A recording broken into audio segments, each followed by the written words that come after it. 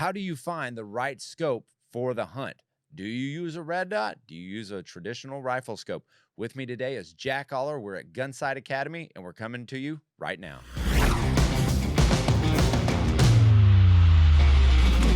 Gun Talk Hunt is brought to you by Springfield Armory, Silencer Central, silence delivered, Benelli, dominate the moments, Tetra Hearing, Smith & Wesson, and Remington Ammunition. Welcome in, Gun Talk Hunt fans. I know you wanted to hear this one, and we're bringing it to you in one of the most odd places I've ever done a podcast. I'm with a good friend, Crimson Trace's Jack Oller, and we're on an RV. That's right, KG, thanks for having me. You know, it turned out, we knew we were going to be at Gunsight Academy to launch the new red dot sights. We knew it was going to be hot. We figured, man, we can't have one of these media people die out here. We better have a cooling station. So, and the cooling station is a nice turned RV. Out a big RV was the easiest way to do that. Yeah. So you saw the banners. We got all the refreshments in here, and we're in an RV. And we're talking red dots, but specifically the new red dots. Yes. And this one on top of this Radian, this is boy, it's a big one. It's a Max Pro. That's right. So the rapid aiming dots, the CT Rads, it's the first comprehensive family of red dots Crimson Trace has launched. You know, we've got the 4 micro pistol versions, 4 full slice pistol versions, and then 2 Rad Maxes for optimized carbines and shotguns. Now, and I think the first thing guys are going to notice, if you're thinking about getting on, and I'm sorry, you might hear some popping in the background. That's because guys are out on the range learning these rad red dots, and that's a big thing. And I'm telling you right now,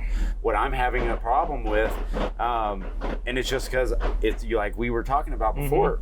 If you don't use a red dot often, it's a perishable skill. It is, yeah, especially on pistols. Yeah, and so one thing that if you're thinking about getting into red dots on your hunting rig, let's say that's hog hunting, let's say that's coyote hunting, prairie dog hunting, whatever it might be, the thing that I look for is a big window. Yes. And man, the Max has it. And you left this one out, I'll add turkeys. That's 100% right. I really think, do you need it? No, we've been killing turkeys without red dots for a long time, but boy, it's when nice. you have a nice big objective and you put that tiny little red dot on the I'm just peeking. We can it's live right here. It's live right here.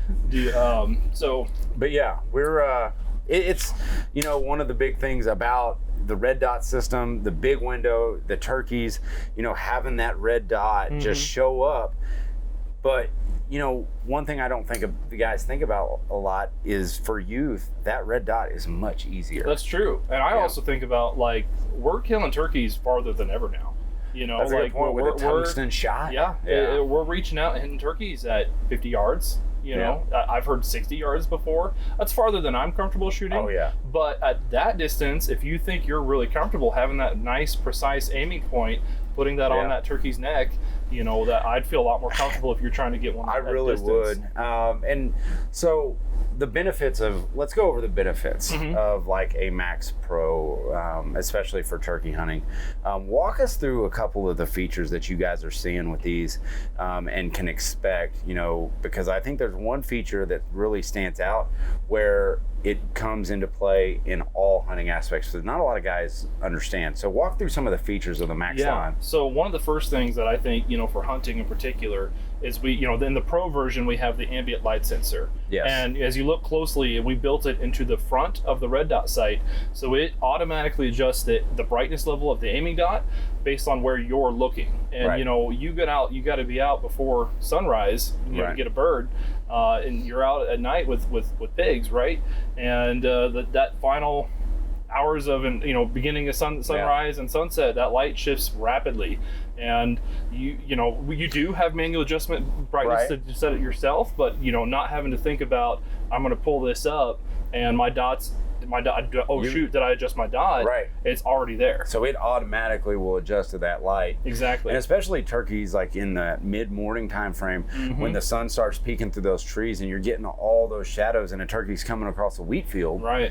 That, man, that's that's an instant for me. I'm like, oh my gosh, I got to dial this. Yeah, like, I'm dialing it immediately. But like it's looking, and so like I'll add, like, most the other red dots have this feature, right? But a lot of them, they build the light sensor in the top of the red dot, and so why would they not put it on the front? Because that's where I'm aiming. Like, I'm not going to speak to anybody else's. Oh, I know. But it could be just how it was manufactured. It is what it is. But and it's especially important. If the top of your red dot frame is blocking the ambient light sensor, it's not setting the brightness level to what you're looking at. Right. So we have it in the front.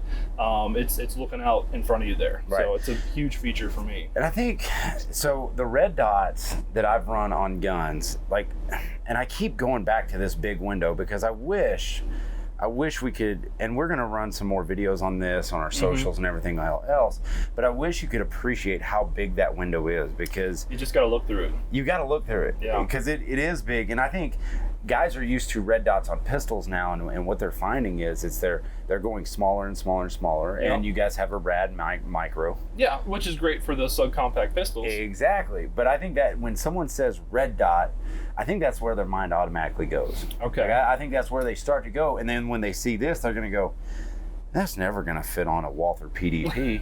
That's not what these are designed for. The Max line, belongs on ARs, it belongs on shotguns.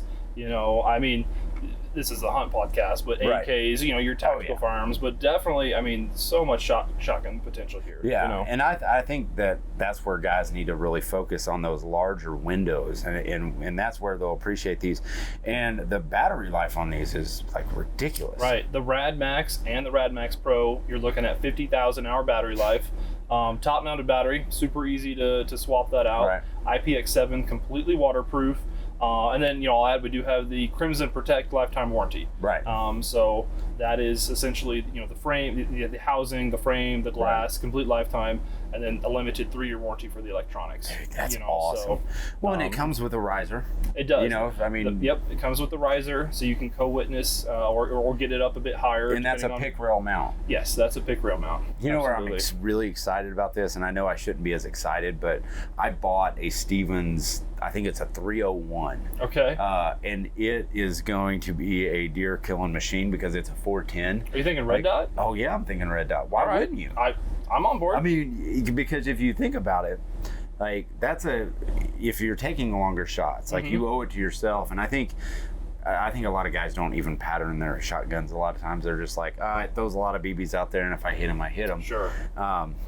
Which you're doing yourself a disservice, but on those 410s, especially using those longer range, like tungsten shot shells and stuff like that, that's going to be really important. And to that point, it is a 3 MOA aiming dot, so it's real nice and precise. Right. Like, you'll find out throughout the rest of this event that hits on steel at 250 really aren't even going to be that challenging. It's 3 MOA is nice and precise. Right. You'll hit 12-inch plates at 250 yards. And that's one of the areas where I think a lot of guys think they're restricted with a red dot. No, they're restricted to like 100 yards. I can make that shot. The fundamentals are the fundamentals, and it just makes it. If you've got that down, red dot just makes it that much easier. Oh yeah. And with a 3 MOA dot, you're not worried about covering the entire critter at 150, 200 yards. Like a turkey, you'll still be like, if you put it on the head, you'll still be able to see the head around that dot. Right. Or just below the head is where I tend to aim. Right. You'll still see the neck around that aiming dot. You know? And then deer, of course, you're good to 200 yards even. Oh yeah. If you really wanted to. Yeah, it's crazy. I'm going to jump in real quick right here, and I'm going to let some of our sponsors do the talking, but we are brought to you by some great sponsors. We're going to hear from them right now. I'm going to jump in here real quick and give you a word from our sponsors. Are you looking for a new hunting rifle for the field? The Benelli Bolt Action Rifle is developed for the harshest of climates. It has everything we as hunters look for in a fine field rifle. Benelli's Lupo features sub-MO accuracy guaranteed and advanced ergonomics. These make it more comfortable to shoot. And the chassis-style rifle allows for fit and customization right out of the box. Find out more at BenelliUSA.com. The newest trigger from Timney Triggers is a top customer request. a very top customer request. See what Timney does here? They actually sit there and they go in and they listen to you, and then they deliver the trigger that you want. So go in, make those requests. You can do all that at timneytriggers.com, but their new dedicated CZ Model 457 rimfire trigger is the newest one. The CZ 457 trigger is adjustable for pull weight and over travel, machined using state-of-the-art technology, and features Timney's new sear engagement adjustment lock design for a friendlier experience. Find the CZ 457 trigger at timneytriggers.com. And did you know Silencer Central will deliver a suppressor or silencer, whichever you choose, right to your door? Yeah, at your home, you can get a suppressor delivered. You actually heard that correctly. Silencer Central has made it very easy to purchase, from online paperwork to help with setting up your trust. It's a process that's smarter, simpler, easier, and it ensures you get your suppressor you need all online. You can do this from the comfort of your couch. Learn more about Silencer Central's easy buying process at silencercentral.com. And since 1939, hunters have relied on Remington Ammunition's core-locked controlled expansion bullet. And now it got even better. I didn't know the deadliest mushroom in the woods could be better, but it is now with the new core-locked tipped. It offers even better accuracy and long-range potential to help, especially in those western environments. It really helps, like out here in Arizona where we're at. But Remington's core-locked and core-locked tipped are available in a wide range of bullet weights and centerfire hunting calibers. Find out more at remington.com. Okay, we're back with Jack Oller of Crimson Trace, and we're out at Gunsight in a ridiculous RV because you guys brought it in. We've locked people out. They're probably trying to get in, get some of this it's AC. Like the zombie apocalypse. It is, but we have a lot of hunters out here on this event, but we've got a lot of shooters too. Yes.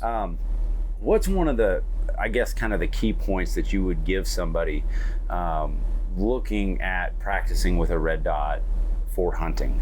For hunting, oh boy. Well, I put you on the spot, I know, because we didn't talk about this. I guess my first thing, and really this applies to all hunting, is practicing your shots from weird shooting positions. You know, you like stole my tip, so now I'm gonna have to start thinking of another one. Well, I'm gonna steal it. I will speak to it, and then we'll think of the second one together. But you never know where you're going to be shooting. Yeah. You could be up against a tree, on the ground, over a rock, just getting good hits on target in weird positions, because you're not always from a bench. Right. As it's not always that easy shot. So that's definitely number one. But that applies to all shooting. Well, really. I think it's a movement and being able to pick up that red dot, and that's what the advice I would give is do some dry fire practice. Make sure everything is out of the way. There's no ammo in the room, and work on picking that red dot up, because what I'm noticing on the pistols is that I'm having a little harder time picking up that red dot.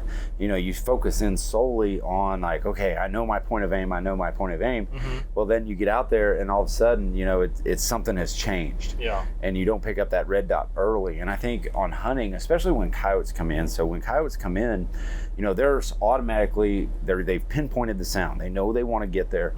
And now all of a sudden they're going, how can I get around to scent check that? Right? Yeah. Because you've been there, you're sitting in the blind or you're sitting in a stand and you're making your coyote calls and they come running in and all of a sudden they almost hang up. They almost kind of pump the brakes and then they shift directions. Well, that's all just because they're trying to scent check that wind. Right. And why I say you need to pick up that red dot is because you're going to have to swing. It's, and rapid target acquisition is a big advantage to the red dot sight.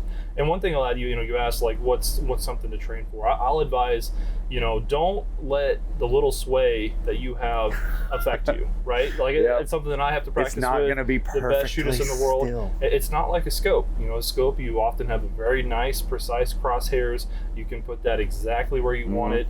Oftentimes with the red dot, it'll feel like you have this little bit of sway, especially if you have it on a rifle. Well, and especially don't let that bother you. Yeah. You know, like you'll, even if it feels like you're not quite there, you're just it's there. Right. It is. You know. Well, and you look at those crosshairs, and a lot of times what a lot of guys don't do is they like to zoom in. Like they like to zoom all the way in. Well, that's only enhancing the movement of that reticle. It makes, With a red dot, you don't have that luxury. No. Like it is what it is. Now, to minimize it, you know, you can go through, like you said, the basics. Right. They're always going to be the same. The fundamentals of shooting always apply. Right. And that applies even more to red dots, because what we're slowly learning out here, and we really I haven't got to spend time behind the Max Pro yet. Yeah, we'll get there. By the time this podcast launches, I will have spent time and I will give a great report on it, because like initially, like picking it up, it's easy because of the large window. I mean, it's like throwing up an optic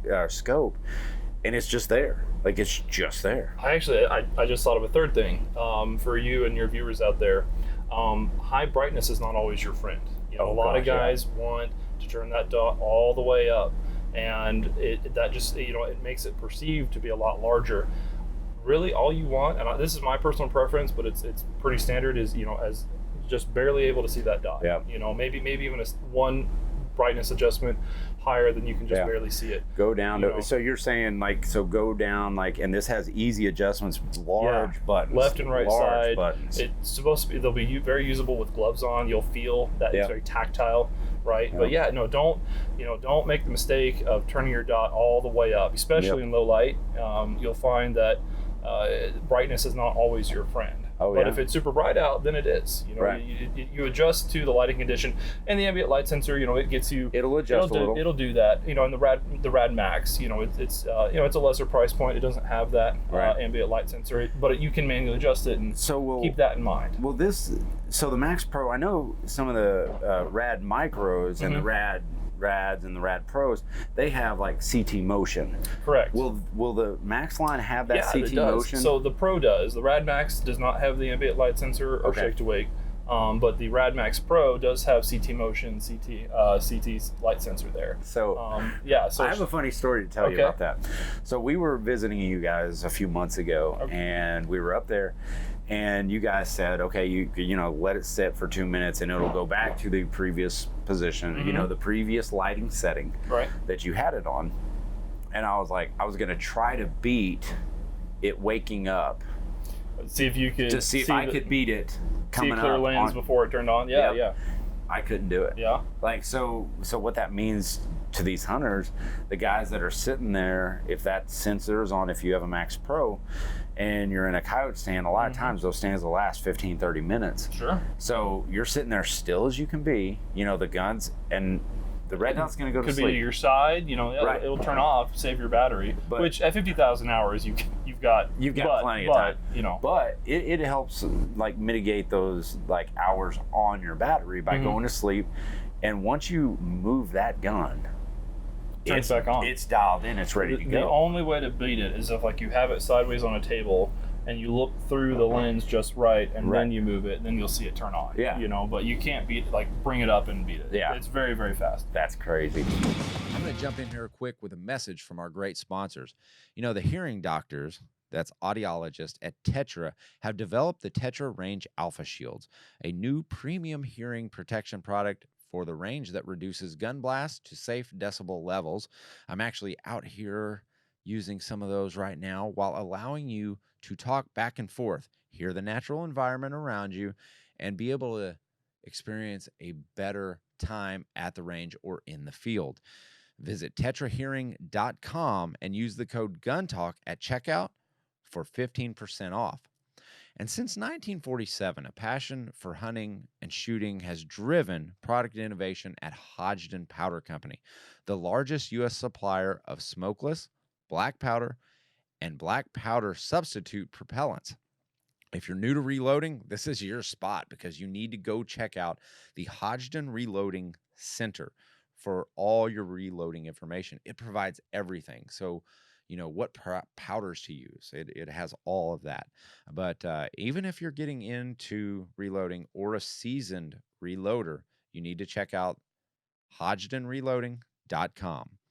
Okay, So if you're ready to hit the field or range and you lack the important thing, what's that? What's that called? Oh yeah, ammunition. Okay, if you lack that, I guarantee you Brownells has what you need to feed that rifle. It's got to eat, so you eat, right? That's how we do this thing. But from the bench to the field, Brownells has you covered.